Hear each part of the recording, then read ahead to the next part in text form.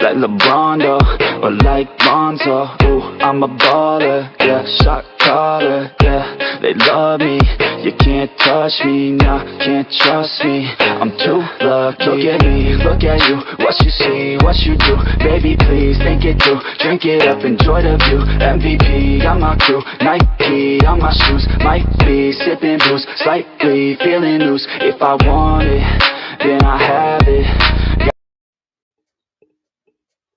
Boom, boom, boom. This is Jared and I'm back. Hey, you guys, I'm super amped. I'm so excited to go live right now and bring you an exciting interview. All right. So, man, I've got a very special guest. He's like a brother to me. I'm going to be interviewing Steve, the kidney nurse. And Steve has just great experience, great insight in the kidney disease community. Over 35 years. I think it's about 37. So he's great influencer, and I'm super excited to get his perspective on why he wanted to take a hiatus and why that hiatus has given him a better perspective, maybe re-energized or refueled him.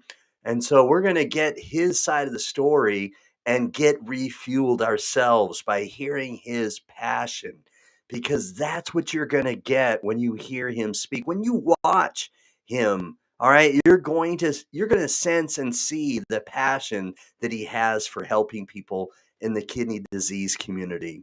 But if you're new, all right, to the channel, all right, I'm Jared A. Brown. You know what time it is. I'm the host of the Warriors Quest show. And if you're new, please hit that subscribe button. And if you're new or a longtime subscriber follower, please don't be stingy. All right, please smash that share button.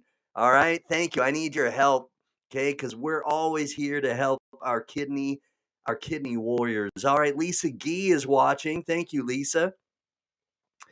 Yvonne, thank you for tuning in, Yvonne. All right, so I'm going to bring on our guest, and I'll continue to show the comments. Keep those comments, man. Keep them dropping, all right? Drop those comments because we want to keep this super interactive, and I super appreciate Yvonne for watching and tuning in right now. Thank you.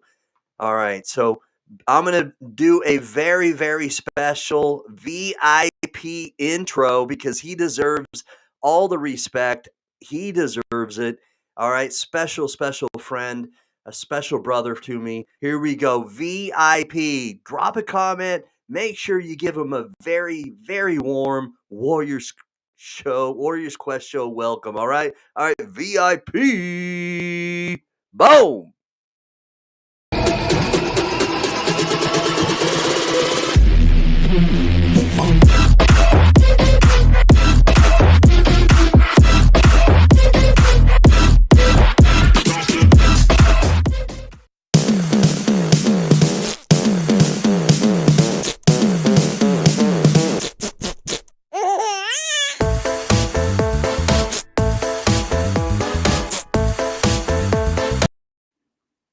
Steve, how you doing, my Hey, what's brother? going on, Jared? What's Hey, up? man, What's up?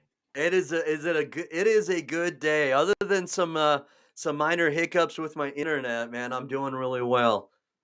Yeah, I know. You know how those things can happen, from history. Yes, yes, I do. Yes, I do. That always seems to happen to us. All right, so wanted to leave that up for a moment here. Yvonne has followed you and me on TikTok, and Hey, she's Vaughn.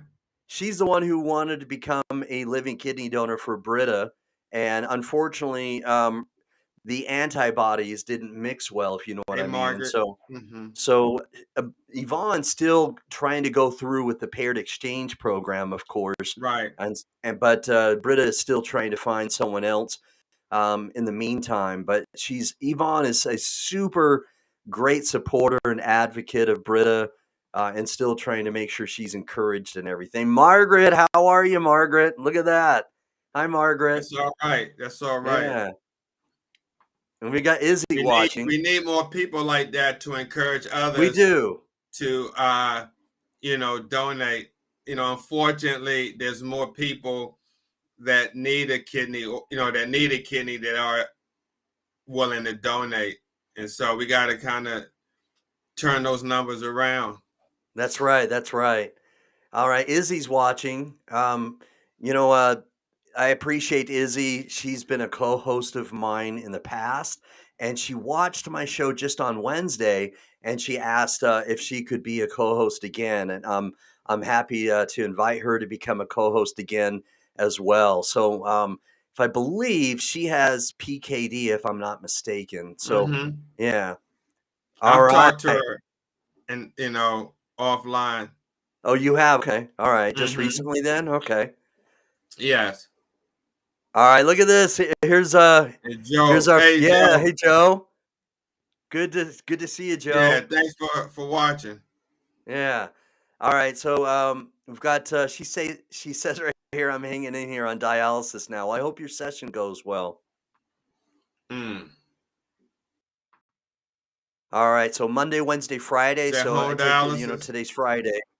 That's a good question. I was just gonna say usually when it's Friday, it's the Monday, Wednesday, Friday, but let's ask her. Mhm. So Margaret, are you doing home hemodialysis or are you doing in center?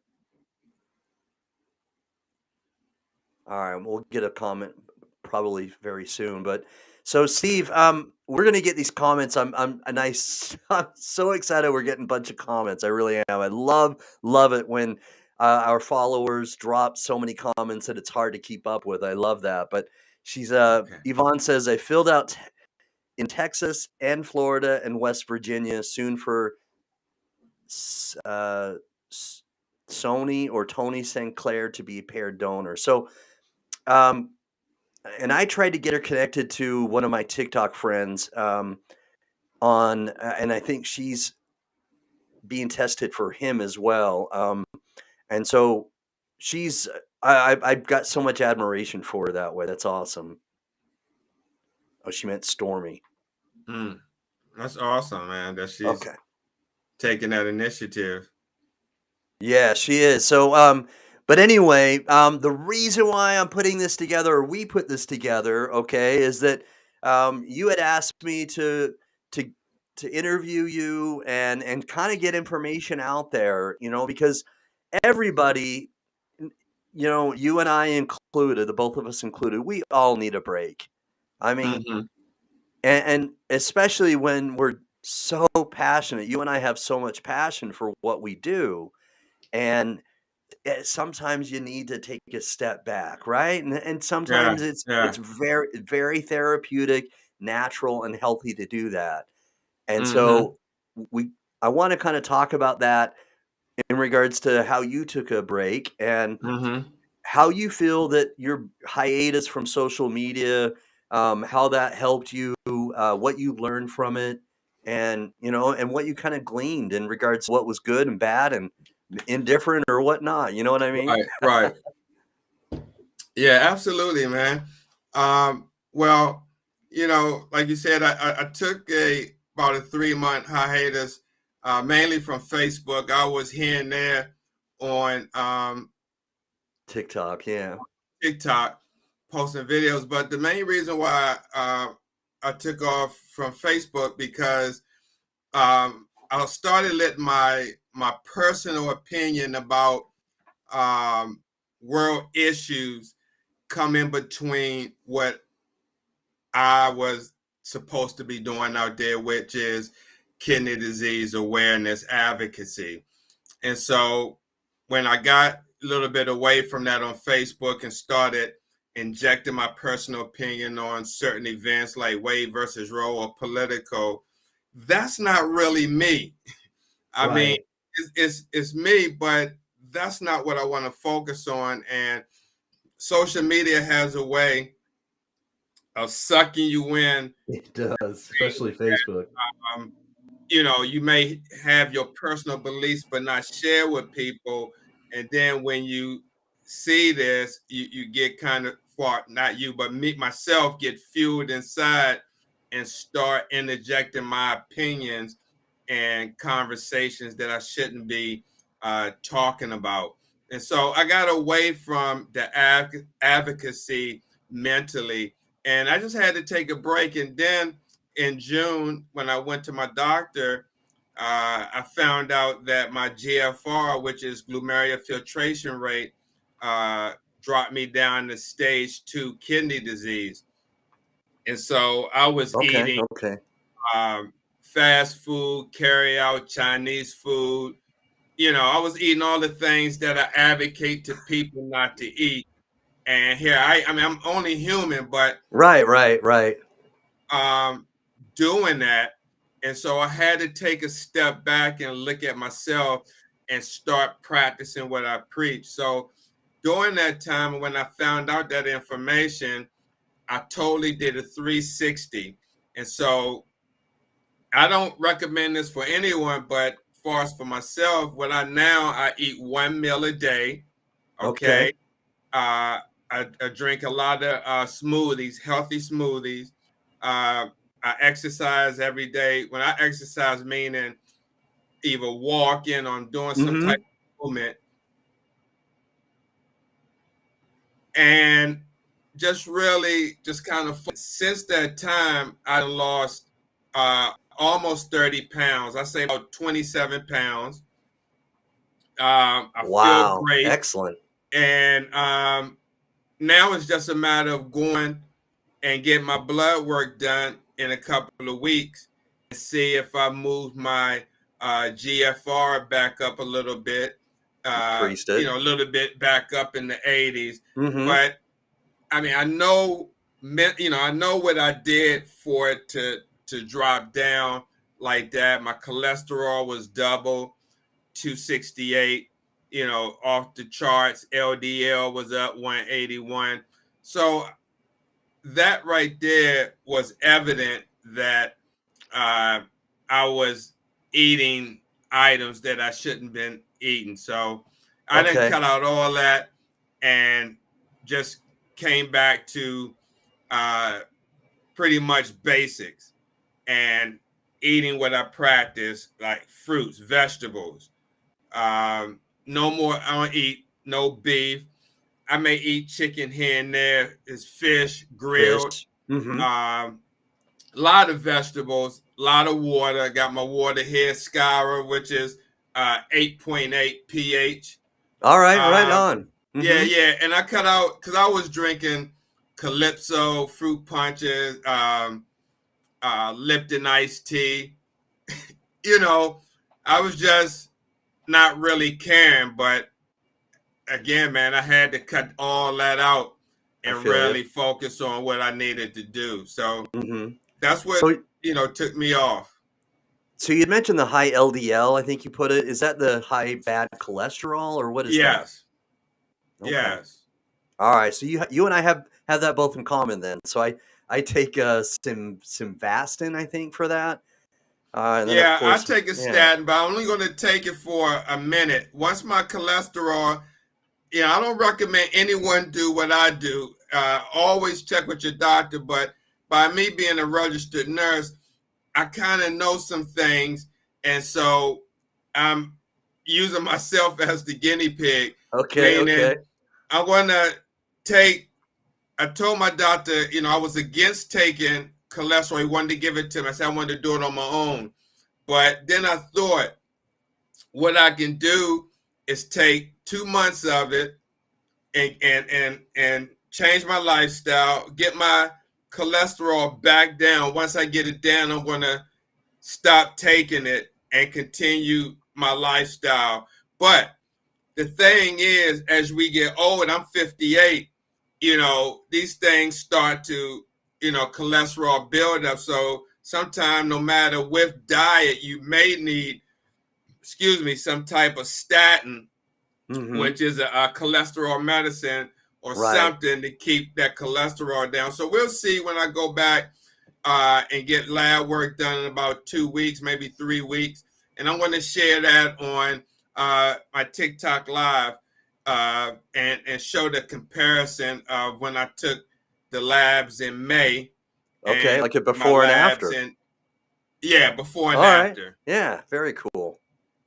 Oh, absolutely, man. Look at this. We've got Cello Effect watching. Thanks, Cello Effect, for watching. What's going on, Cello? All right, Joe.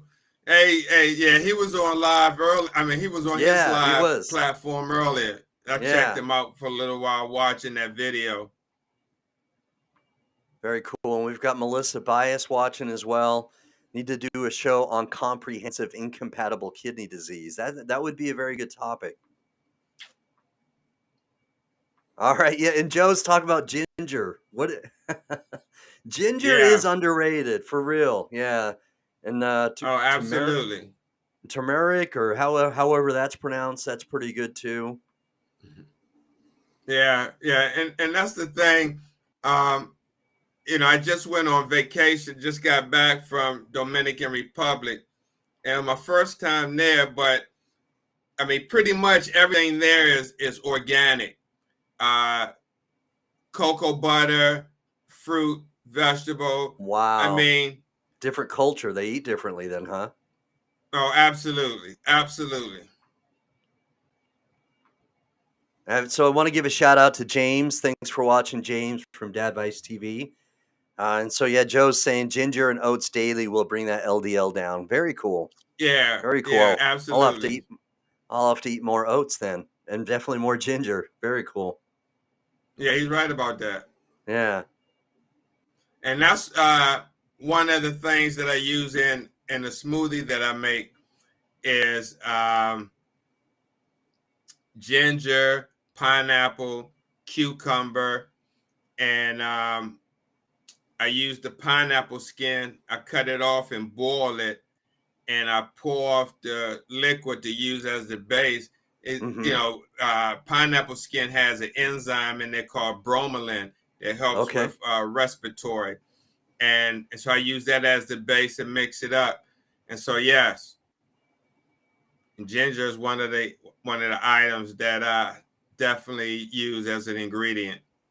Very cool. Also, one of my favorite characters on Gilligan's Island. All right, so I'm sorry, ginger.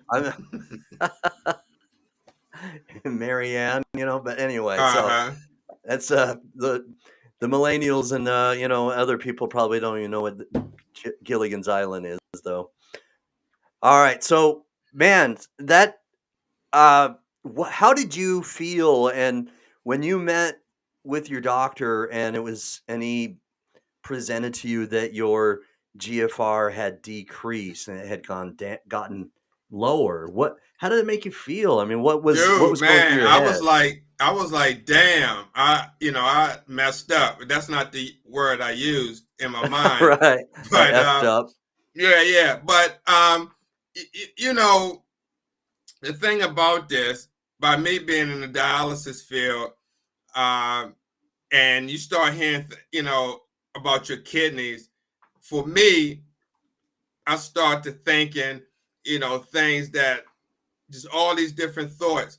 But how this came to be back in 2002, okay, I got an unknown viral infection. I don't know where it came from. I do remember that. Anything.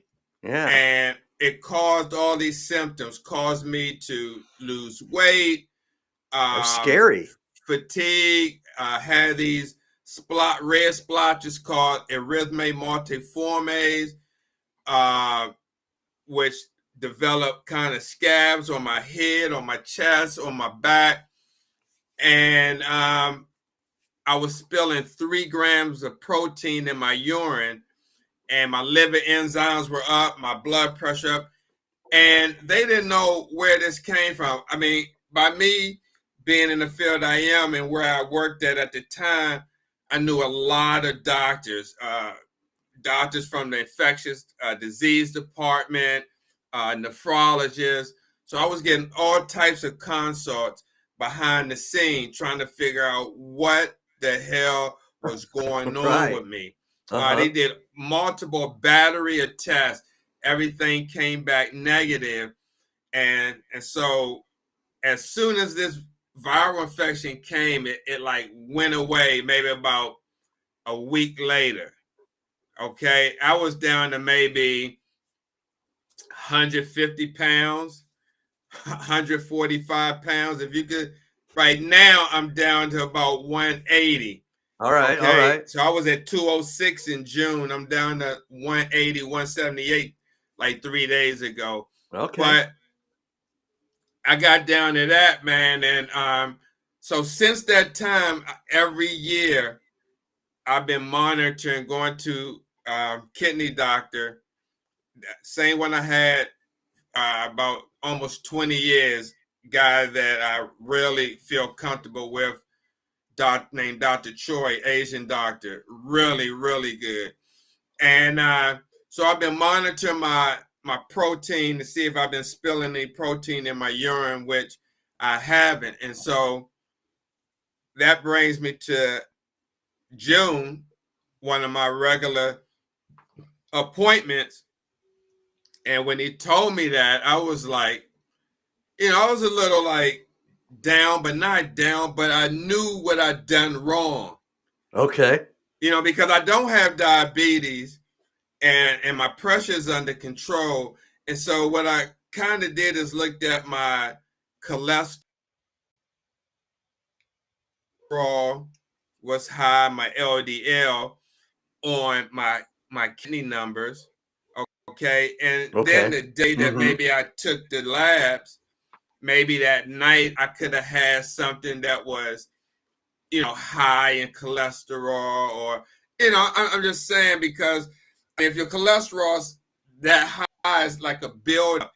But like my BUN and my creatinine wasn't out of whack, like outrageous or anything like that. So when I see that the GFR was where it was at 80, when last year I was greater than 100, okay, right. I kind of look at my diet, and so we're going to see.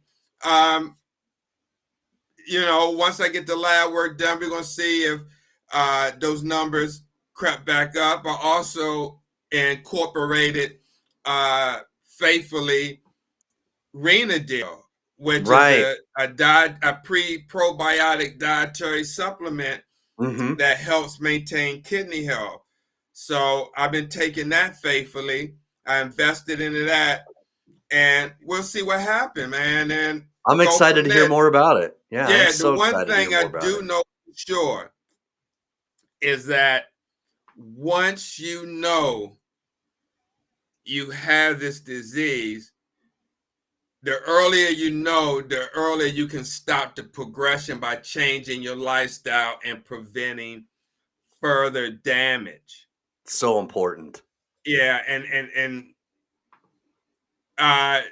well, that's not a medicine. I want to address that, Brandy. It's a supplement. It hasn't been evaluated by the FDA, but if you're on dialysis, again, it's a pre-probiotic. And so how it will help someone on dialysis is, you got to be mindful when you do this, is you got to make sure that you're keeping track of your labs, like your KT over V and your URR, which indicates are you getting enough, like a good dosage of dialysis. Those two numbers they check at the end of the month. And so, when you have a higher KT over V or URR, that means you're getting a good clearance. So what it could do is help in conjunction with the dialysis treatment. If you take that, possibly, I'm not giving any guarantees. This is something one would have to find out on their own by meticulously keeping track of this, but taking them, going to treatment, staying your whole time, eating a kidney-friendly meal. I mean, it takes a combination of things, and when you do that to see if your KT over V increases, and if it does increase, then that opens up dialogue with the physician to say, hey, look, this is what I've been taking. I run 4 hours and I went from this to this. Maybe I can go 3.5 hours and still achieve the same outcome that I did at 4 hours taking the Renadil. So in that aspect, it would be beneficial, but mainly this pre-probiotic Renadil is designed for people who have kidney problems. Again, this is not a medicine, so I cannot say disease. It's kidney problems. And, not just that alone, it takes a combination of dietary change, lifestyle change, and adherence to any other medicinal medicine that the doctor may have that person on to manage their condition, and keeping your blood pressure in control, your cholesterol level, your blood sugar, all that. It's not a one like pill fix. Right. It's a combination of things, and that leads me. I'm sorry. Go ahead. I was just going to say, and I don't mean to interrupt, but you explained it so well on Wednesday when I was talking about this on the Warriors Quest show, is that you had kind of you used a great analogy that it's kind of like a binder, and that it breaks down the toxins, and then it goes through our body like we would. It works. Mm-hmm. It works just like if you're taking Phoslo, which is a phosphorus binder, or any other type of phosphorus binder, Renagel, or even if you're taking KX-late, which doctors write a prescription for patients that helps bind the potassium. Okay, and so they can eliminate through the stools. Like, okay. For instance, these prescriptions they call SPS sorbitol solution, and basically, if it's a pending natural disaster that's brewing, maybe it may be some hurricane warning or tornado warning or something that's on the horizon, snowstorm. They write each patient this prescription and have them get it filled. So if they miss dialysis, not because of some freak of nature or whatever, and they can't get there for several days, then they can take this liquid and it binds the potassium in the blood, and they eliminate it out through the stools. Just like the phosphorus binder. Right. The Phoslo. That's why we tell patients to eat it to take the pill as soon as you eat, not before, not after, but directly with the meal. And what it's designed to do is bind the phosphorus in the stool or in the gut, and it's eliminated out through the stool. Just like how pre-probiotics are designed, even if it's not for kidney health. That's just how they design to eat the bad bacteria and replace it with the good one, and it's eliminated through the stool. And we've been using pre and probiotics for years, so it's Oh, you know absolutely. what I mean, right? So for anybody who's maybe, well, what is this Renadil? I mean, just Mm-hmm. be look it up, but And do your research. Hey right, man, that's the best little secret. Like people don't know, because I did a show with James Fabian, Dad Vice TV. This guy almost has up to almost 200,000. And Miss Candace subscribers, yeah. Madden, by saying Dad Vice has up to almost 200,000, close to that, but he uses it faithfully, Yes, he does. and Yes, he his does. GFR shot up from like single digit to double digits, just as Candace Madden here on your screen. Mhm. She was on my broadcast and she talked about it. And the thing is, a lot of people don't find out about this product until it's too late. They think, oh, it's just another Lotion, hocus potion. pocus. Yeah. And they don't see the benefits of it. I mean, now with so much, you got to look at this logically. With so much going on in the world, on this planet, when it comes to environmental, food, just everything that's been digested in our system, I mean, I try to look at the realistic of things. No one's 100% clean, Mhm. meaning, True. all these supplements, because somewhere along the line, you're going to get, so, I mean, we can try to do everything we Right. can to live, Healthy, yeah, whatever. healthy, Yeah. like really back to vegan, but somewhere there's some type of hidden ingredient that is unhealthy. And again, I say all this to say that with Renadil, okay, I did my research.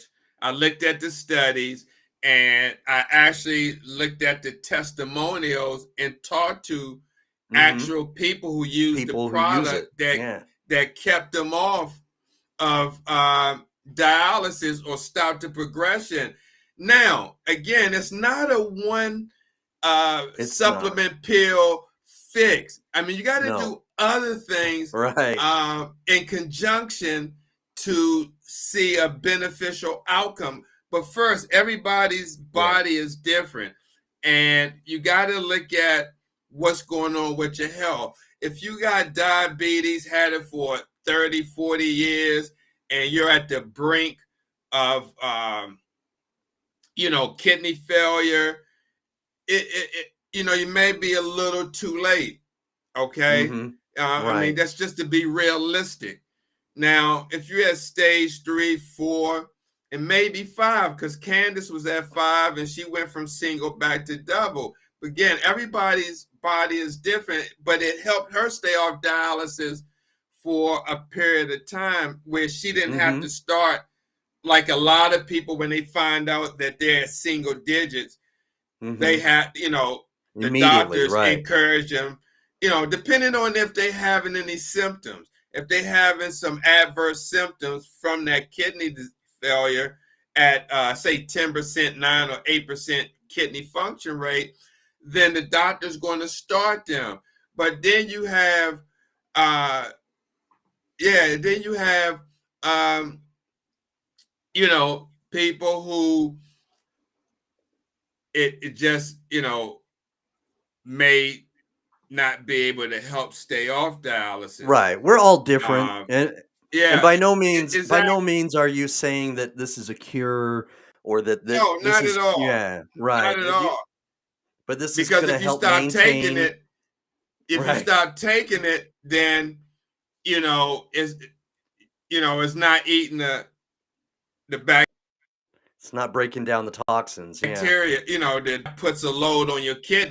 Because your kidneys, when they functioning and they all, if they damage, then uh, that's not a good thing, because you can have protein spill in it, through there. And see, that's a lot. That's another thing when people don't understand when your kidneys are damaged, when you're in stage, whether it's 1, 2, 3, 4, and even 5, you got to watch your protein intake, because when kidneys are damaged and you ingest a lot of protein and they filter through the nephrons, which are the workhorse of the kidneys, they damage them more. Mm-hmm. They damage them more. And so, like with Candace, she says she stopped because she's on dialysis, right? But let's say if she took them, started taking them again. Yeah. If she took them faithfully and did her treatment, I think she does it at home. Right. Like, they say, let's just say, just for the sake of this conversation, she does 5 hours. Now, I don't know how many hours she do, but let's just say she does 5 hours, 4 days a week, 5 days a week. Okay. Let's just say 5 days a week, she did 5 hours. That's 25 hours of dialysis a week compared to someone in center doing 9 hours. Say they just did 3 hours or 3.5. That's a big difference. Right. Now, let's just say she's not taking Renadil. Oh, okay. So that's 9 hours a week. So, but let's just say if she's doing 3 hours at home, that's 9 hours a week. And she, like, for a month, like, say, what's this, the 9th?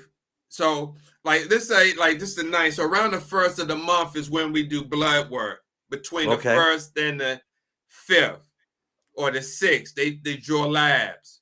Okay, monthly labs. Now, if she did that and say, okay, my KT/V is 1.5, right? And then she ordered the Renadil and started taking it faithfully and continued on her diet and did that. And when she did the labs again, and the KT/V went up to, let's just say, 1.7 or 1.8, we can say with 80 to 90% say that was from that Renadil, because if she's been running an average of 1.5, say 1.4, 1.5, and then all of a sudden she takes the Renadil for 30 days or for 3 months and continue that same regimen she was doing before she took the Renadil and saw an increase in them numbers, you can possibly have a correlate that with that Renadil usage. Plausible connection. Gotcha. Okay. Well, I mean, I know that not only you have been taking it, Candace, but James from Dad Advice TV, and James is a big proponent. And of course, you and I have a lot of respect for him and what he's done, because not only has he used that as a health supplement, but obviously he's done some other things to help his health. But he's changed been diet. able, yeah, right. But he's been able to stay off dialysis, and when you go to his YouTube channel, it's amazing that when you when you look or watch his beginning YouTube videos, and then compare it to, say, the second, like, I don't know, video 200 or something, because he had been on Renadil for a while, you can see the difference in his face. It's incredible, because in his earlier videos, there's almost like this dark sort of baggage under his eyes, and it's like sunken. Yeah, and I think it's because of the toxins. I'm not sure, but you can visibly see a difference in his face from his earlier videos to his videos now. It's pretty remarkable. It really is. Wow. Wow. And that's the thing, man. Look, like you mentioned, I've been doing this close to 40 years, say about 37, 38 years. And technology is amazing, because now you're able to see other people that deal with this disease. Now, in 2014, you know, it wasn't like it is now, where you're seeing all these videos and people coming out advocating on TikTok. You're seeing people on dialysis and seeing people's arms. Now people, that's good because people are seeing the reality. Right. The reality. It's raw. Of what's happening. You're not Mhm. just seeing me out in front of a Walking building, but you're actually seeing people inside the building. And this is the thing. When I started in 1985, when I walked through the doors of the first clinic, I never heard of dialysis. I just got out of the military as a grunt, driving school buses and doing security in Austin, Texas. And then I go to this trade school to learn medical assistant. And for some reason, I had a knack for it, able to type and really be focused. I guess that came from the military and paying attention to detail. But my third month of school, I went to the job placement office and asked them, do they know where I can find a job to do on-the-job training and learn about this? And so they gave me the number to dialysis unit. I called, I go there, and they hired me. But when the lady took me to the back and opened the door, all you saw, now the machines were different back then. They weren't like the Fresenius you see today, tall. They were called Drake Willock, and they sat on. They were about maybe that length, but they sat on a like a cart or whatever. But so it's real different. But you can see the blood when you come in the door, the way how the tube and on the lines hung, you see these massive row of people and the blood spinning. It kind of takes you back for a moment. That would be alarming. Yeah, if you never witnessed that. And for some reason, man, when I went through training, I latched on to it. And it got, I was so driven. I would take the material home, study at home. Everywhere I was going, I was reading, learning. You dove in. Yeah, when I was at the unit, people would come off. I would tear down the machine and set it up, and it got to the point where I could set up the machine and talk. In fact, one of the guys that was in training with me, I never forget it. His name was Sid Shanae. He was he was from Louisiana, short guy, but he was older than me. I was 21 at the time, and he was maybe in his 30s or 40s. He couldn't talk and work at the same time. Okay. All right. And I never forget this. They did this guy wrong. Really? Because they had him work the whole day, and then they fired him. No. Oh my gosh, they did him dirty. Yeah, they had him work the whole day, bro. Oh, and then they let him go. At the end of the day, I was a little mad. I was pissed off, but I knew what I had to do. And back then, at the time, I don't mind sharing this. I was a technician. This was 1985. We only made $4.15 an hour as a dialysis technician. Yeah, I mean the economy was different, and the the economy, inflation, everything. So it's a little bit different, but nonetheless, that's a big difference in regards to what we're now experiencing now. Oh yeah, most definitely, man, most definitely. Well, it's a pleasure to always be able to pull or draw you in when maybe I feel like I'm not well versed with something. And so I really appreciate your insight and what you bring to the disease community, because it always makes me feel a little bit more comfortable. Early on when I first started doing these broadcasts, of course, you were, remember that? You were, we'd have a live show and I'd be talking, asking questions.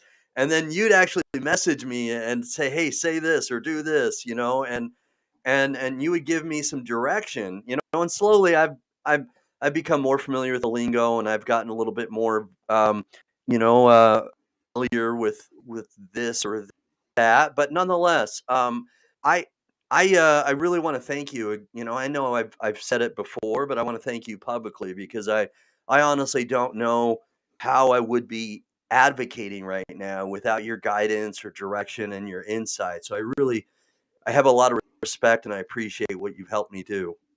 Oh, thanks, man. I appreciate that. I mean, I want to answer that question in a minute, Candace, but no, man, look, like I said, man,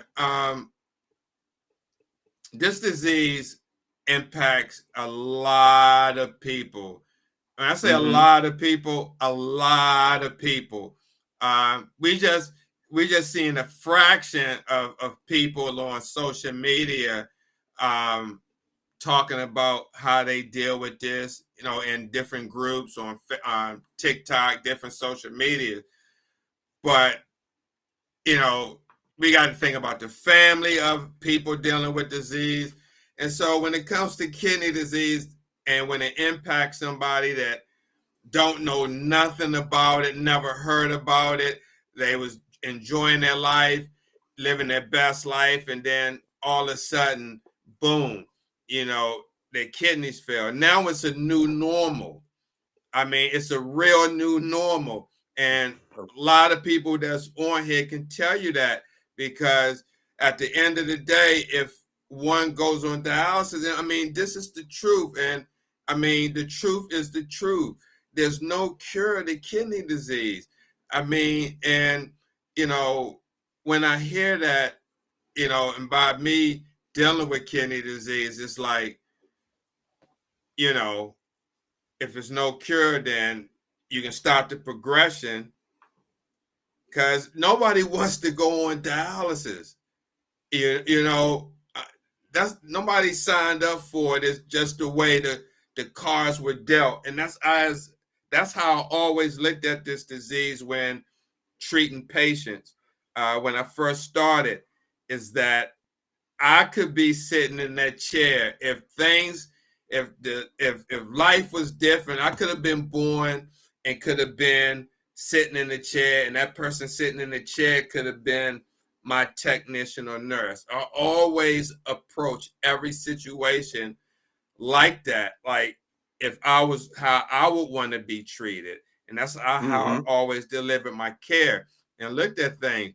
But the importance of advocacy and education can't be stressed enough because I've seen so many people in my career that told me they didn't know. They didn't know they had this. They didn't know Mhm. they had that. And those stories start to add up. And then They when really you do. find yourself 3, 4 in the morning in the emergency room or in the ICU, and you got a patient looking at you with a rescue breathing mask on because they in respiratory distress, and they waiting for you. You know what I'm saying? Because once they determine that the person needs dialysis, they put the call in to the physician, and then the physician pages me. Not now, but that's how it is. They page the Right. on-call nurse. So if the on-call nurse lives an hour, first you got to wake up and get the call, and then however you get yourself together to go. If it's 3, 4 in the morning, Oh, wow. some people may, I mean, it's been times where Wow. I left the hospital at 11 o'clock after working from 7 in the morning to 11. And then I get home about 12, and when it's that late, you want to go to sleep, but you up Right. for a moment, You so you try to wind can't shut it down. off that fast. Yeah. Yeah, and so next thing you know, 2:30, the pager goes off, Uh-huh. and you got to go back to the hospital, okay? And the patient is waiting for you. They waiting for you to get now. I got to rinse the machine because I disinfected it before I left at 11. And just the whole waiting process, and they sitting there, they on the gurney, and they looking at you, and they just want to feel better. Right. I mean, Wow. it's talking about it, like this wow. advocacy and doing these shows is nothing like being in real time doing dialysis. Like now I'm in an environment, in a nursing home environment. I'm not going to say the company I work for is not none of the big chains that you see me in front of, is not them. But I work at a 24-chair unit right now. I work tomorrow morning, and it's inside of a nursing home. Okay. Mm-hmm. And again, with the statistics, right. Oh, wow. 24 chairs, mm-hmm. and 23, maybe 20 patients Black, Okay. 2 whites, Mm-hmm. and maybe several Hispanics. Okay. All right.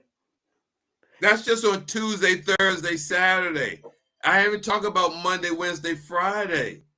Right. And I watched your live broadcast the other day with Compassionate Match with Pastor Nick, and you and he talked about that a little bit, and he had some questions in regards to that, and asking questions like how much of that has to do with the socioeconomic, sort of origins, and trying to kind of get your opinion about that. And I, and I'd like to kind of have you expound on how you answer that, or how that kind of unfolded when your conversation on that little topic, because I was, I think I get it that we want to make sure if we can help people live a healthier lifestyle. I get it. All right. It's always better if we can prevent dialysis or diabetes and high blood pressure. Like you are right. You're at the forefront of always, every day, trying to get that to everyone's attention to, check for diabetes, check for high blood pressure. You do that every day, and that's going to help. But statistics don't lie that, that African Americans, Hispanics, that they have a higher tendency, that the odds are not in their favor versus me as a white male, you know what I mean? Or the Caucasians. And that has nothing to do with, by the way, well, I shouldn't say it has nothing to do with, but little to do with,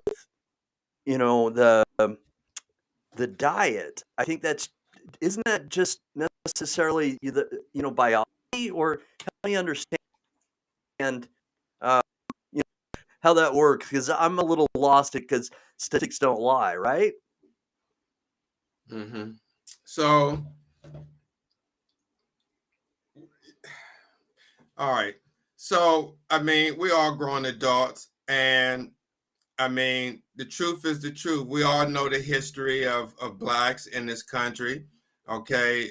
We all know that racism exists. We all know that institutionalized racism exists. This is just facts. We see it every day, whether we want to acknowledge it or not, whether some people may feel comfortable or not. The truth is the truth, that racism still exists, and particularly with Black and brown and people. So when you look at a lot of these communities and cities like, say, Chicago, Baltimore, DC, Philly, you got something called redlining, and what that deals with is that they separate basically the good area from the bad area.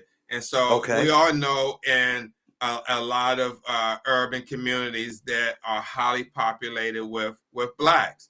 And so a lot of times, and there's a lot of other things that factor into this, like lack Sure. of resources, lack of transportation, lack of finances, lack of job Education. opportunity, education. And so when you have all those issues at play, then you're going to see high rates, like in certain areas, high crime rates, high rates of diabetes, high rates of high blood pressure, heart disease, and all, count all the way down. You see these problems mostly impacting Black community. Not to say that this don't happen in white community, but when you look at the overall picture, like you said, statistically, this impact is happening in Black communities. Just the truth, because of these lack of resources. These companies like Fresenius, DaVita, when they doing their looking for areas, their business model or their business plan, they looking at areas that's going to have high rates of diabetes, high rates of heart disease, high rates of high blood pressure. And I mean, yes, you would have some people to say that's, that's good because it's helping them people in the area having access to dialysis, where you may have someone who is white that live in, say, Arizona, Nevada, or somewhere where it's not a high rate of this, but you'll see dialysis clinics maybe 2 or 3 hours away from each other, because the need is not as great as it is in Mississippi or Florida or Georgia or California. Like in California, half of the state is diabetes. I mean, there's in Inglewood, California, there's more dialysis clinics than there are McDonald's. Right, that's crazy. Yeah, it's crazy.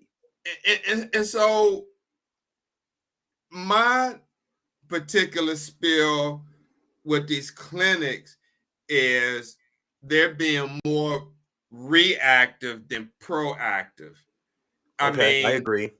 If you're going to come in the community and set up a dialysis clinic, then you need to have some health fair days. You need to be in the community talking about ways to prevent diabetes or hypertension, or if you got kidney disease, to get checked or do something to stop the progression.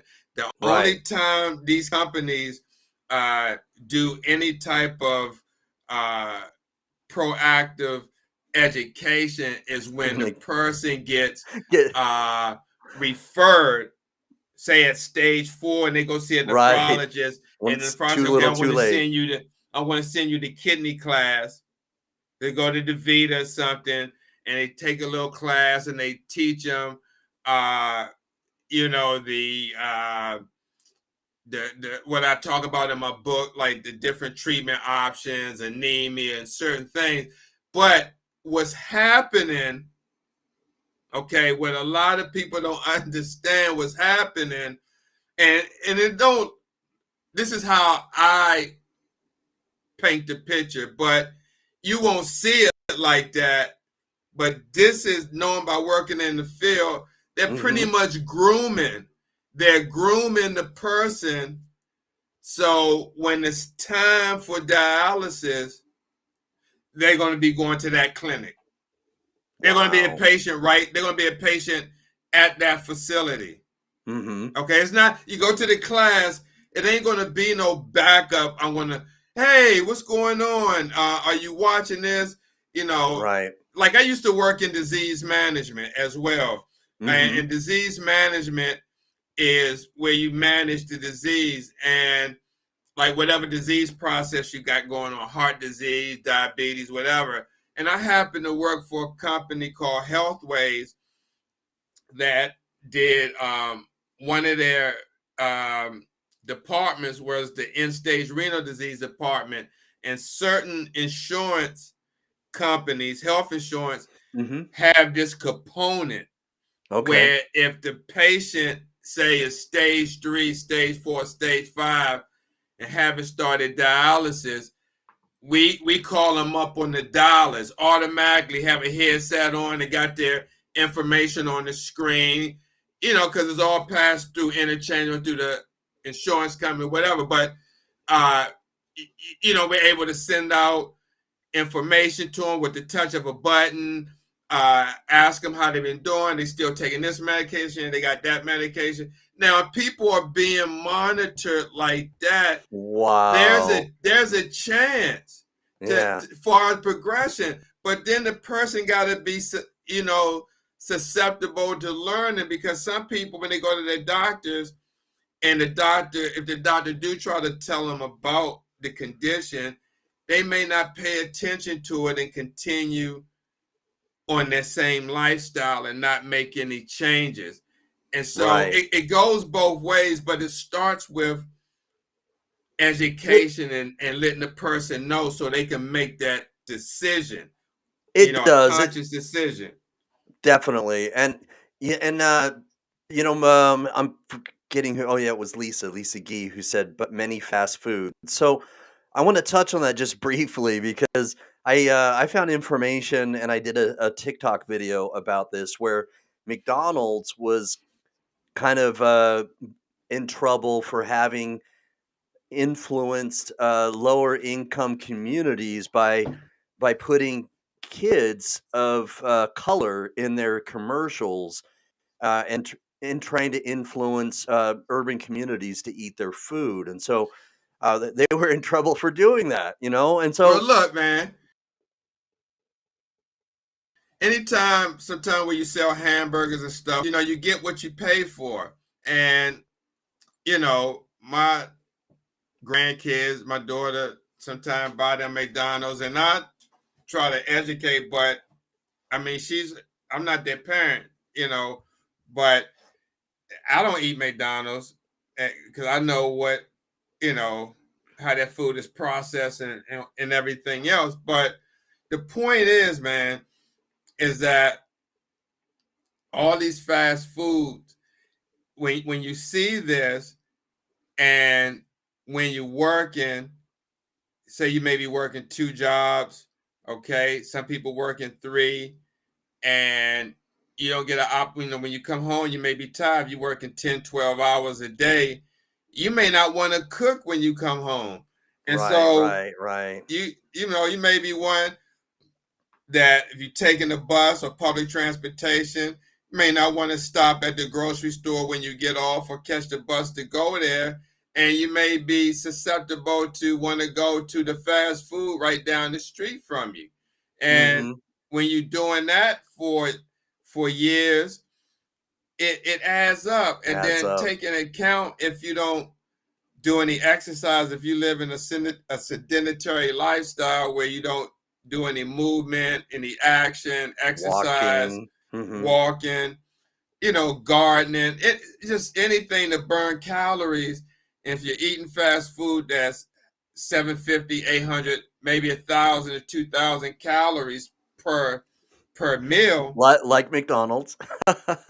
yeah, that could be a bit much, man. And I can just see how people gain weight. And, the one thing, like, for instance, Jared, like I said, I lost 25 pounds, well, almost 30 pounds, but I lost 25 pounds within a month. And I say that to say, with all these fads and diet, it's a money-making business. And the way one loses weight, and it's so simple, man. I mean, it's really so simple. It's not Jenny Craig and all these things. It's burning more calories that you bring in. You got to have a deficit. Meaning, if you, like, if I only eat 1 meal a day, and the reason I eat 1 meal a day, because I realize our digestive system is not designed to eat 3 to 4 meals a day because it takes about 6, 7, 8 hours to digest one meal. Mm-hmm. Okay, but if you're eating all these meals throughout the day and you're not exercising, you're not gonna burn those Right. calories. And what I did, like I said, was one meal each day, but every day I walked or exercise, and that just helped me, burn more calories than I'm bringing in. And then at the time that I ate, it wasn't like a lot of calories. It was just enough to make that I felt comfortable or full at, and that was that. And when I felt hungry, I drank water. That's an excellent idea, excellent tip because having a little water can actually put something in the stomach. That's a great idea. So Lisa says I've got to have breakfast. Well, Yeah, and see, that's the yeah, thing. don't And you do see, you. yeah, absolutely. But when you look at it again, um, it's crazy because when you look at the pattern, we all been know about breakfast. It's almost like a program. We get up, we eat breakfast, Mm-hmm. then we eat lunch, then we eat dinner, and for breakfast it's normally eggs, bacon, breakfast food, and these foods, at the end of the day, it, like creates high cholesterol. Like we know if you eat eggs, fried eggs, you're going to have high cholesterol. Right. That's Mm-hmm. pork. I mean, I'm not nobody who's eating that because I've ate it, but you got to look at the writing on the wall when you eating these products over a long haul and not done anything about Okay. it. Okay. It adds up to what we see today: heart disease, uh, diabetes, high blood pressure, peripheral artery disease, high Mm-hmm. cholesterol. High cholesterol had to come from somewhere. I mean, how all of a sudden Right. 1 minute you don't have high cholesterol, and then you eating diet that you know high in cholesterol eventually is going to add up. I mean, we see this. It does. I Yeah. mean, yeah. I mean, then walk. I mean, exactly. That's the thing. If for a lot of people, they don't walk, and we can see that with the high rates of diabetes, Absolutely. people gaining weight. I mean, it's out of control. I mean, it really, really is. And I just try to do my part, Jared, to, again, educate everybody, but in particular, the Black community, because a lot of Mm-hmm. people in these communities never heard of kidney failure, kidney disease, don't think about it because the conditions they may live. And this is not everybody, okay? I mean, but I'm just saying, in the community I hear that's you. quote, quote, considered like food desert, um, or underprivileged communities, I try to heavily focus on that because that's where a lot of the dialysis clinics lie True. at. Facts. Mm-hmm. Yeah, in fact, I mean, I don't live in a food desert area where my parents live right now, but there are 13 dialysis clinics in the 2 to 3 mile circumference What? radius. What? Yes, yes. Wow. Matter of fact, Wow. I That's work at a clinic staggering. 5 minutes from my house Wow. inside Wow. of a nursing home. You could literally walk there. I could. But Yeah. I drive. It's about 5 to 7 minutes driving. But yes, I Yeah. can literally go walk there or ride my bike. Yeah. Wow. And then it's one down the street from there that you can walk to. I mean, they're Mm-hmm. just all over the place. All Yeah. over the place. And that's the thing. This is not normal. People say, It's "Oh, they're in not. the community and it's helping people." It's Yes, I'm not knocking the treatment that's being done. I'm no, knocking no, that they're exploiting and building more clinics instead of exactly. there being more reactive than proactive. It's Right, like right. Lisa G saying they are needed. They I are. mean, because if you Uh, take away, listen, if you take away diabetes and hypertension, and you look at the people on kidney disease from polycystic it'll and go any down. other, they wouldn't fill up the No, clinics no. Sure, like there'd how still be diabetes and right. hypertension causes it. There'd still be PKD, of course, like you just said, Alport's syndrome, Mm-hmm. lupus, and some other things that cause kidney failure. But it would just since it would seriously go down, Oh, and absolutely. and that's what I think that people sometimes misunderstand when they see you either in a video or a photo and you're pointing at a dialysis center near a Family Dollar. And by the way, sometimes it's misunderstood by someone who kind of looks like me, and I'll just leave it at that. Is not I don't mean my twin, but I'm just saying if it's usually people who don't live all right in lower income or urban communities that will say that.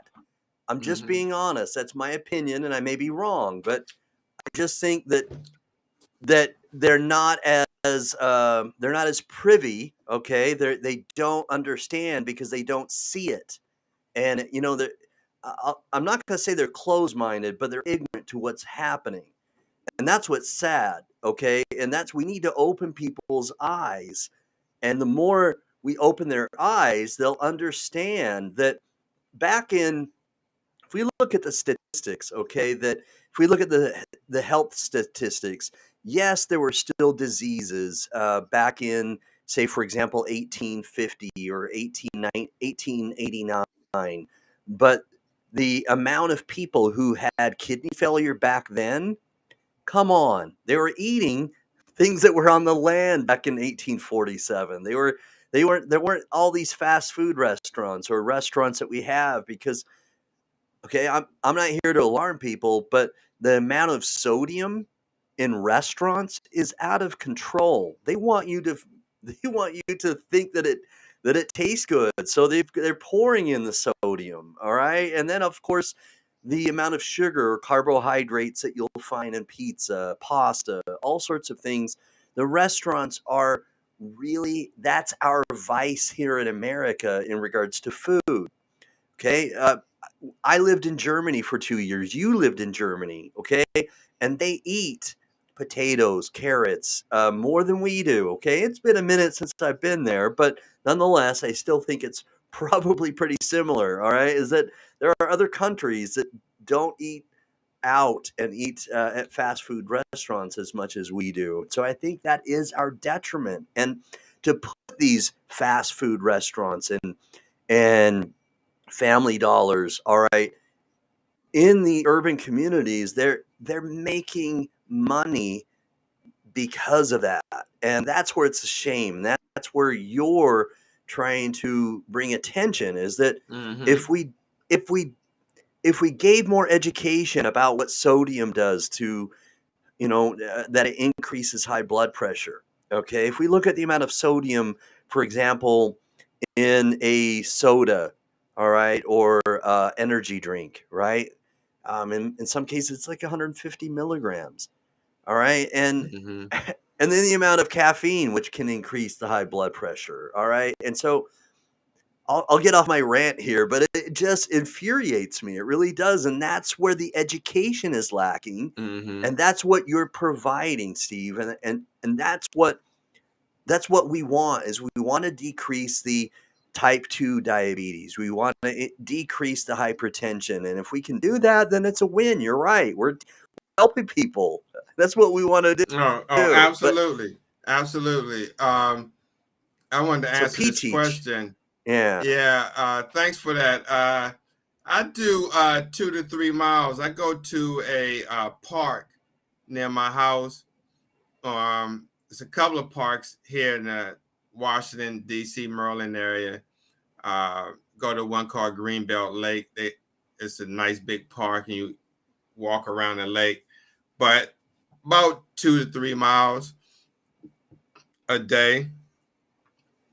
Yeah, yeah, just right. Even if it's just down the street, Right. just get out and move. It doesn't have to be 2 to 3 miles like I Right. do, but just moving and burning calories is good, and it also makes you feel good. It does. More Vitamin D. energy, Mm-hmm. the endorphins that's released. Endorphins. Yeah, it So just helps. therapeutic. Mm-hmm. Yeah, but Jed, that what you were saying about the education, and these communities that had these clinics, it is very important. And Very I important. mean, there's a method to the madness, far as me being in front of the dialysis clinics. I mean, these are calculated videos that I think about before I do them, and sometimes they designed to evoke emotions, Mm-hmm. and then other times they're designed to have one think like, what is going on. I mean, for instance, I have a couple of videos where I was like, one video I'm in Houston, Texas, and a big dialysis clinic for seniors. Then directly next door is the plasma center, and then right next door to the plasma center is the access center where patients go and Oh my get their gosh. Wow. access fixed. Wow. But Yeah. then I have a video that compare and contrast to, Uh-huh. in the same video, it goes to here back in Maryland, where is a bioplasma place. Right next to that, it's a Family Dollar, and then right next to that, it's a DaVita. And so Okay. it's not just in one places, and you don't hear about it because no one's talking about it, and you're not going to see a nurse such as myself coming out and doing what I'm doing. I mean, I don't I care, don't get me wrong, but I don't care. And what I mean by I don't care, because the message is more important to let people It is. know that, Right.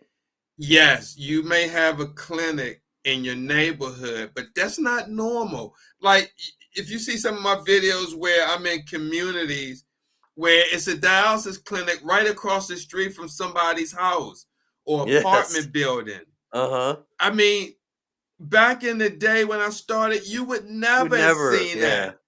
Right. Okay, you never gonna see a dialysis clinic back in the 80s or Like 90s it's a right across the 7-Eleven. Yeah. exactly. And I say that to say, when it comes to, like, when you look at it, like, nothing against cancer, okay?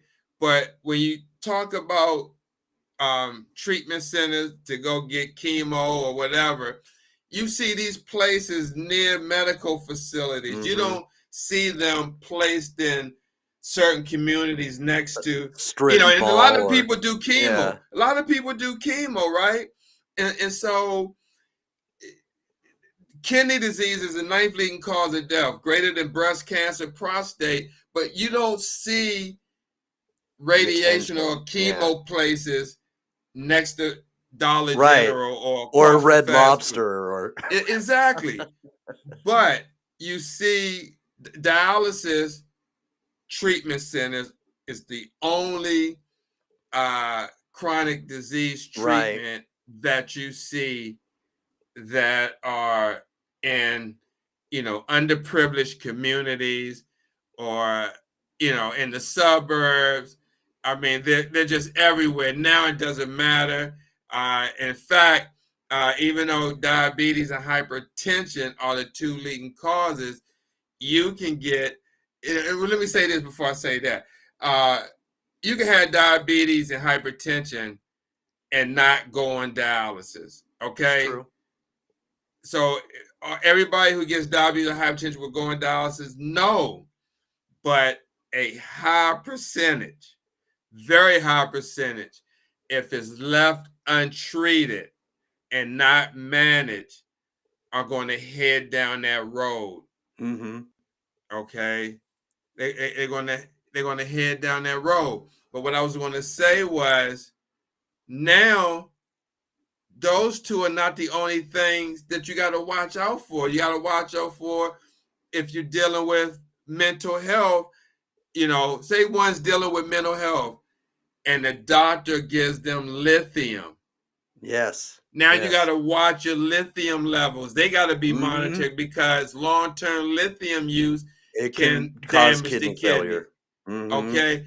What if you had somebody that had chronic back pain or chronic knee pain or neck pain, or where they took years of ibuprofen, okay, Right, like NSAIDs. Advil or Motrin, that Mhm. damaged the kidney. We got medicines that are nephrotoxic that aren't like being pushed out there. So a lot of people don't know. So somebody say go to the dentist or Mhm. have an infection from something, and they get vancomycin, and they don't know their Mhm. medical history, and they don't know that they may be allergic.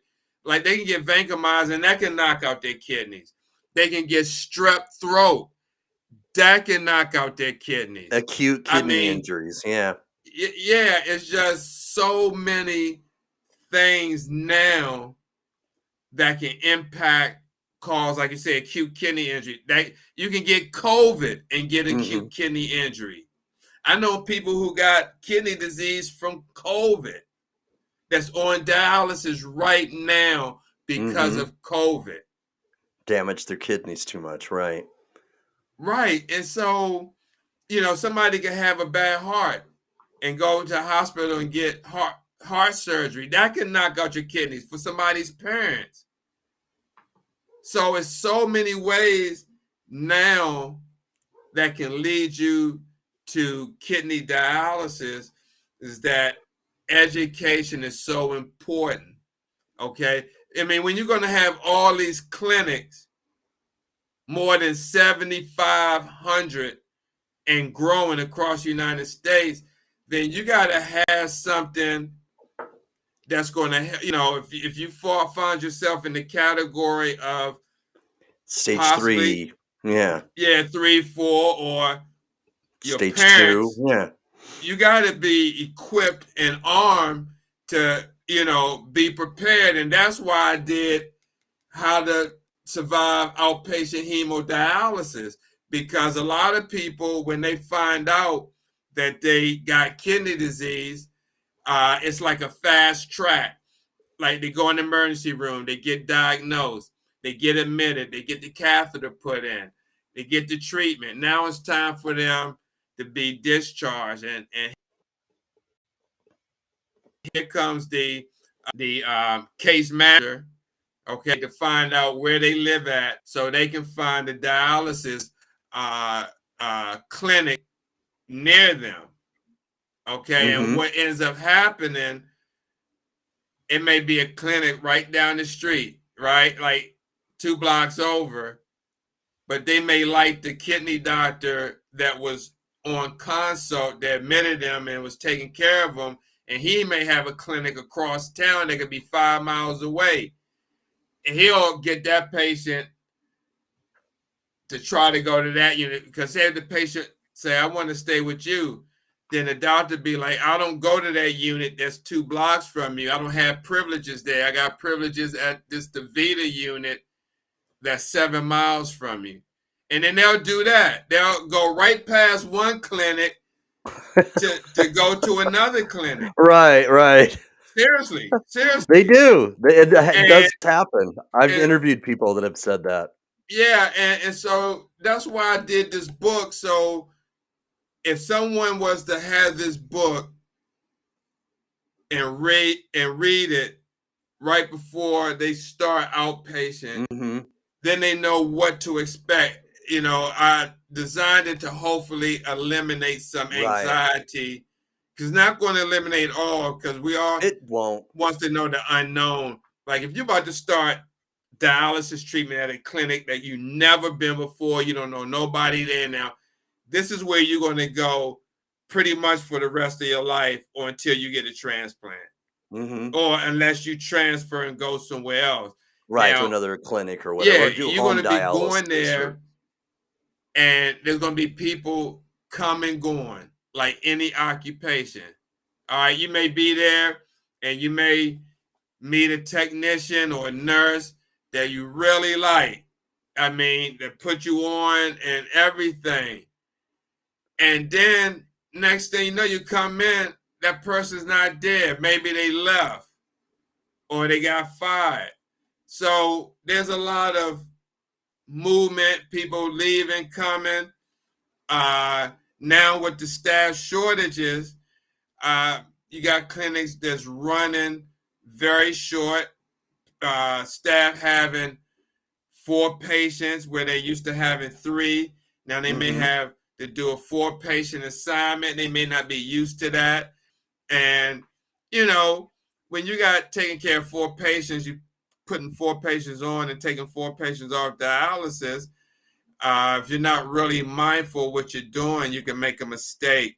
There's certain steps to this. It's not just in black and white, because one deviation from a certain step can be the possibility of life or death. Well, let's talk about where they can go to get this book, Steve. So I've helped you out a little bit. I've got scrolling on the ticker here down below. I've copied and pasted your website, and then I'm sharing the screen right now where they could see what it looks like. Let's talk about that. Yeah, absolutely. They can go to the site to get the book, order the book, and also have on the site, which I don't think a lot of people know about that I have, and that's the HELC. And this is the hemodialysis. I mean, this is the home emergency lifeline kit.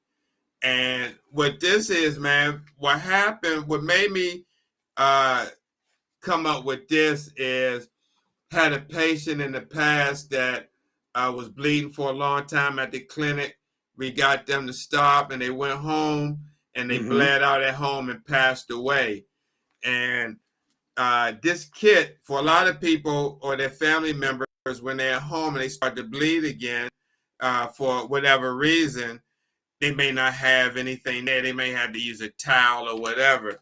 But the home emergency lifeline kit has 2 pairs of gloves, a tourniquet inside of it, 4 3x3s, and short seal bandage, which has which stops the bleeding, has a certain material under the thick part of the band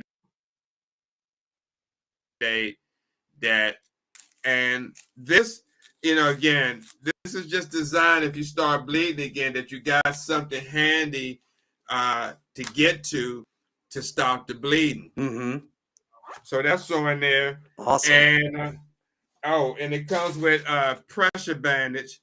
You can't see this because this is green, but this is an orange one. We got different colors, but this is a pressure bandage that once you stop bleeding, you could lightly put this pressure bandage around it, and it would keep it stopped. And then they got forgot to mention, it comes with a lifeline care card with instructions. And my business card comes in there along with a business card for Transplant Journey, which is owned by Jim Benson. And so you got 2 resources that, one, if you need to contact me for anything, you can reach me. And 2, Jim Benson, who is CEO of Transplant Journey, that helps people looking for a transplant kidney for free, will help you out if you reach out. And so now I'm working on my second book as we speak, I'm on chapter 5, and that is the dialysis handbook, the dialysis patient handbook of information. And that goes a little bit more in depth, Jared, of Okay. how to survive hemodialysis. I get really nitty gritty about, talk about infection control, talk about um, emergency preparedness. I go in depth on dialysis and the diet. I talk about uh, hospitalization and being prepared for hospital and what you should take and what you should have packed, pre-planned. I talk about bringing your discharge papers back with you. Also, going to be talking about the consent form, just getting in depth of a lot of information that patients don't consider or think about. I talk about eating on dialysis. Um, that's a big issue, sometimes a problem uh, with patients when they eat on dialysis, because some places they don't care. So you see a patient come in. This is a lot of times it's in the city units, but they'll go and like go to the market, and the market here is like not the regular market like the supermarket, but when I say market, there's a lot of vendors in one building, and they sell fresh fruit or fried chicken All at right. this All right. place or this or that. Mm-hmm. Yeah. So it'll be patients coming in with one of those white trays that got the dividers in it, styrofoam trays with like beef and onions and this and that. I mean, and they eat it on dialysis, and then about an hour later, they're sitting up throwing up. They're Wow. Wow. vomiting this food Mm-hmm. back up. So I say that to say that some places that you eat and some don't. And the reason why is because when we eat, the digestion process, it pours blood away to go down to digest their food. And so if a patient is eating, right, and let's say their blood pressure drops.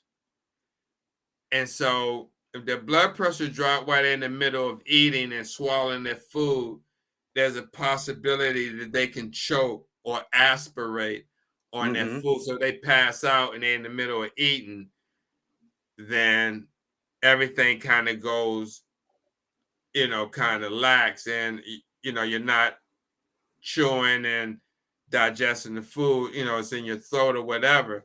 And so that can cause a person go into cardiac arrest, or Wow. they can Wow. aspirate their food Mm-hmm. and get pneumonia.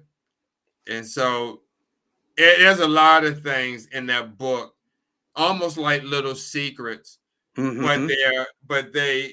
they're known in the dialysis world. But some patients may have heard and some patients not, but they are rarely talked about, some of the stuff in the book in the second book, because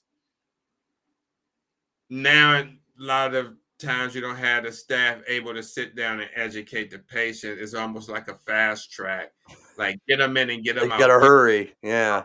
But we don't, there's no time to educate or talk about this. There's no time to say, for instance, if you have a patient that is on dialysis, and let's just say they can't use their hands. I mean, they can use it, but they're weak.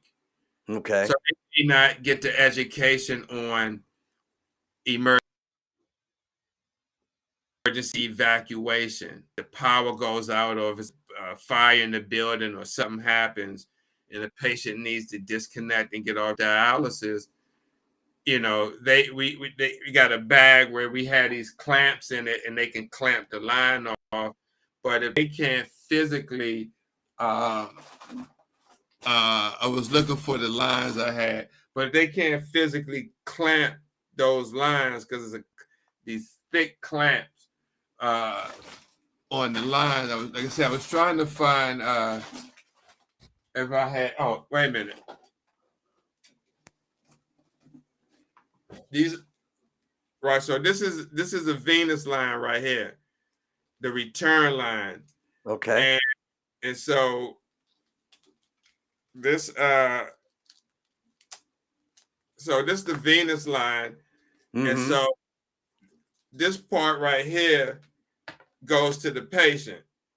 This part right here, this connects to the needle, and then you have this right here. So when we take a patient off dialysis, we clamp that, and then we clamp the one on the needle right here. So this is the needle, and this is like a lower lock. And so when we taking the patient off, right, we turn in their blood and say the line is clear, their blood, we clamp this first, and then we clamp that, and then we're able to disconnect, right? So if there's a fire or a patient needs to get out and you got a staff member that say got 4 or 5 patients, and say those 4 or 5 patients can't help themselves. So who do you take off first? Yeah. If they need to get out of there, That's and a you tough got 5 decision. patients, you know, you got to look at who's the worst off and help them first. If the patient can't clamp this, because what we try to do, if the patient can clamp, we teach them how to, once you clamp this lines and the blood pump is running, it causes an alarm to stop the blood pump because the pressure went up and it went beyond the limits. And so that way, if you need to get out of there, we give these patients a little bag that got scissors in it, and then they got to clamp these, and you can cut right here or cut there. But these got to be clamped, because if you cut the line and this is not clamped, blood can come out from your access and you can bleed out. And so, again, I say all that to say that we can't give that type of education, because patients should know how to evacuate if the staff can't get to them in time. But if you have somebody that got their mom or dad there that's 70, 80, 90 years old, they're not going to be able to clamp depending on their strength.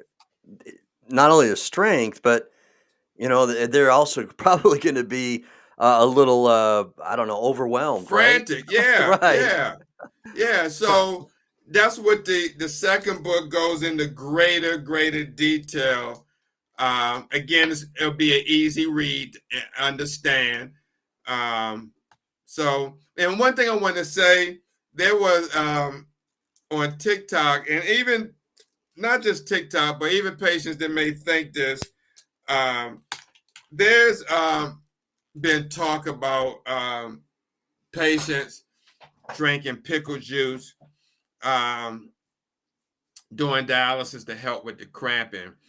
And let me just say this, in my 37 years of this, there's all certain type of remedies that I've seen patients try: salt, vinegar, potato chips, pickle juice, bringing a mustard bottle and sucking on actual mustard. And that may alleviate maybe some cramps, maybe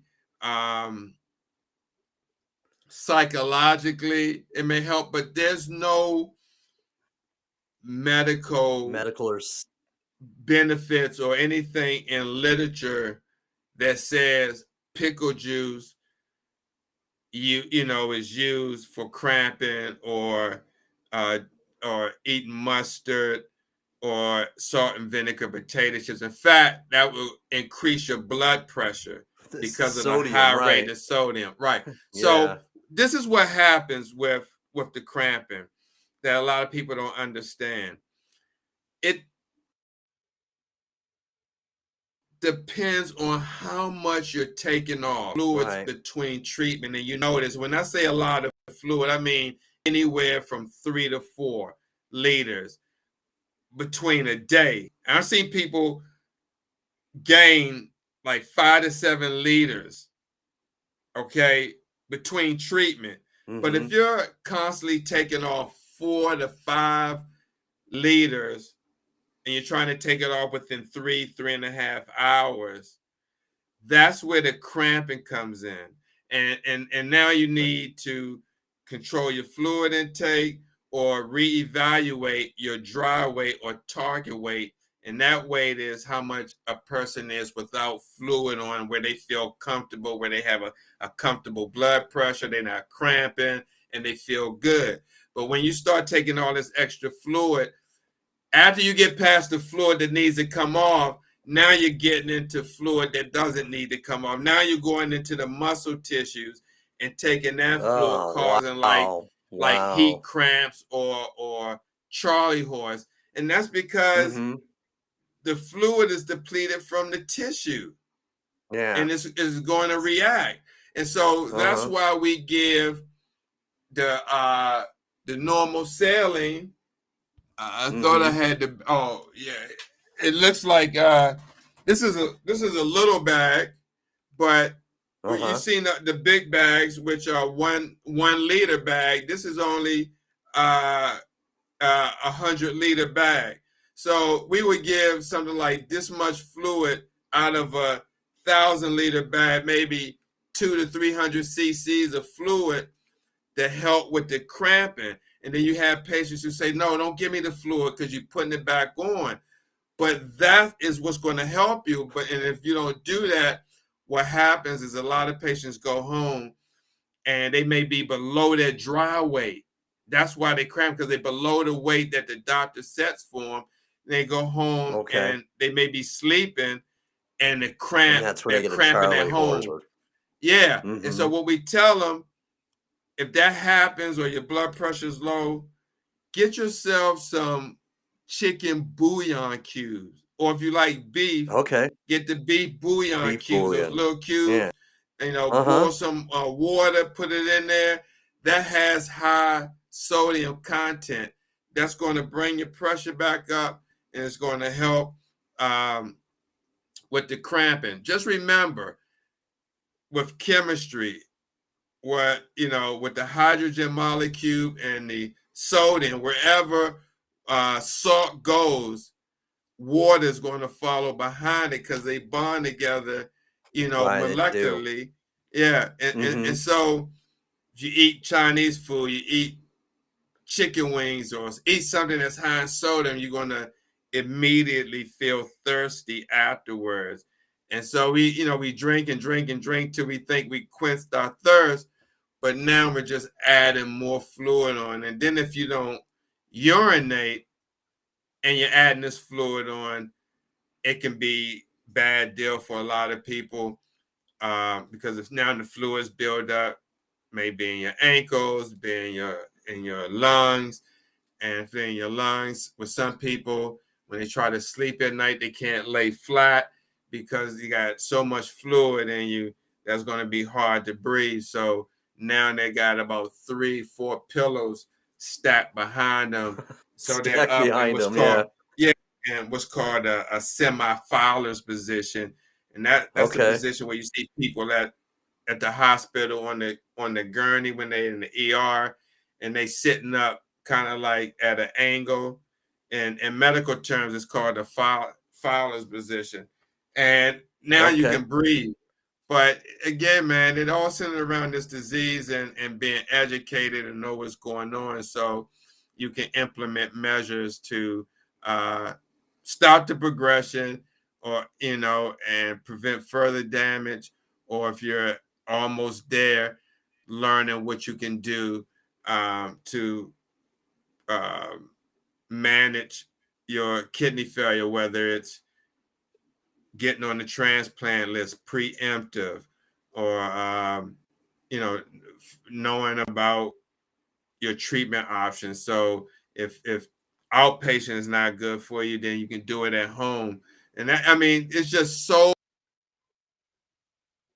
many different diseases that it's hard to tackle all of them. That's why people such as yourself, Jonathan Trailer, and other kidney warriors who have shows and that are advocating about the seriousness of this disease and getting tested or considering being someone's donor, because I can't do it all.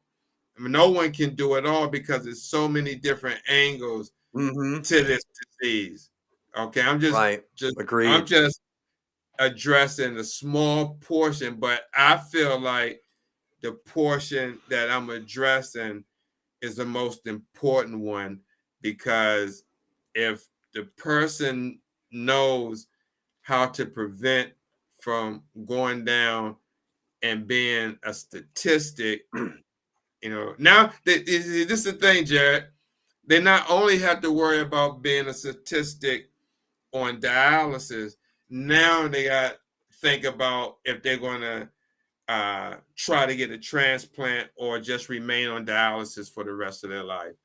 That's a hard decision. And then when It is. someone That is. may get the courage or say, okay, I want to do a transplant, and they finally get the courage to do that, but when they go for testing, they may be deemed ineligible because of I something else or because of this. Right. It That's happens. It heartbreaking. happens.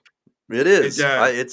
It is very heartbreaking. I I've actually spoken, well, chatted with some kidney warriors that have faced that, where they are not on the deceased, transplant list, waiting list, but and they can only receive a living kidney donor. And then, of course, we've we've spoken with Cello Effect, who had a transplant at one time, but because of FSGS, that his transplanted kidney was damaged, and you know, pretty much, he's of the opinion, and what's been presented to him, that's probably going to happen again, and so he's, decided that I don't want to take the chance, and so he's probably not going to get a transplant ever, but and that's a whole different thing because he's so full of energy and so full of Yes. such good, vibrant, just vibes that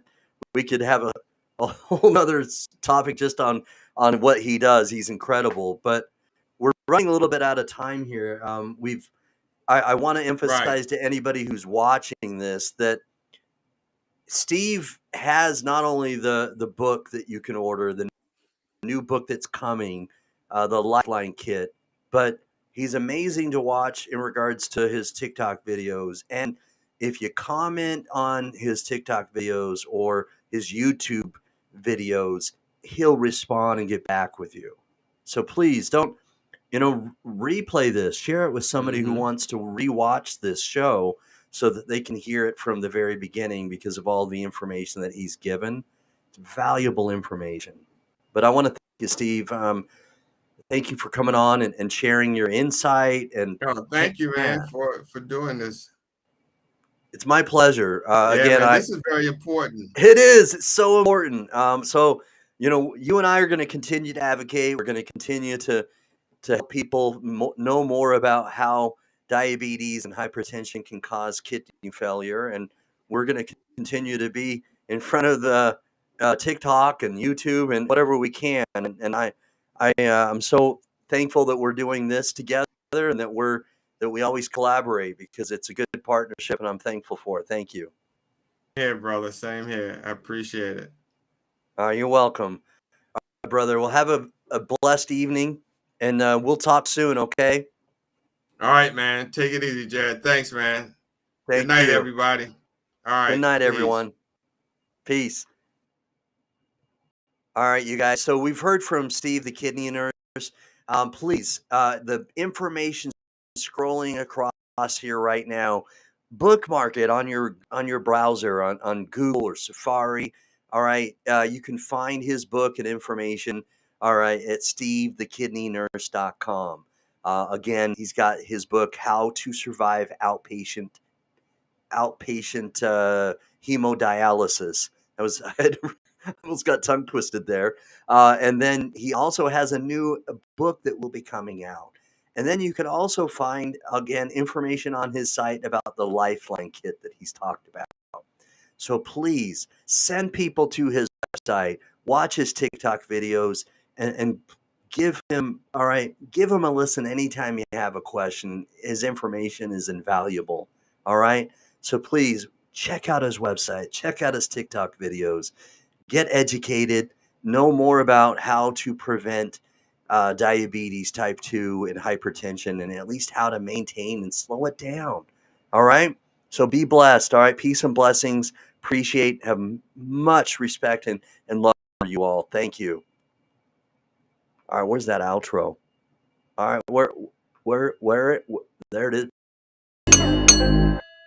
Ooh, like LeBron though, or like Lonzo. Ooh, I'm a baller, yeah, shot caller, yeah. They love me, you can't touch me, nah, can't trust me. I'm too lucky. Look at me, look at you, what you see, what you do. Baby, please think it through, drink it up, enjoy the view. MVP on my crew, Nike on my shoes. Might be sipping booze, slightly feeling loose. If I want it, then I have it.